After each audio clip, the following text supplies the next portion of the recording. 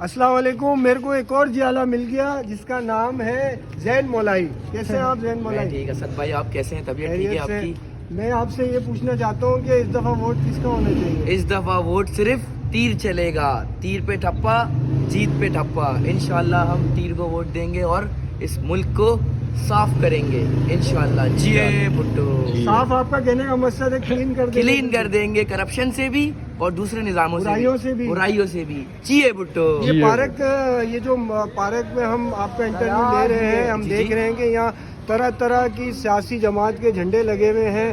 MKM के, जमात के और पीपल्स पार्टी के अभी हमारे जाले लगा रहे हैं। तो ये पार्क बनाने में किसकी खिदमत थी, किसने बनवाया था? बेसिकली देखा जाए तो ये पार्क जो है हम सबको पता है, जितने भी हम यहाँ रहते हैं, कि ये पीपल्स पार्टी वालों ने बनाया।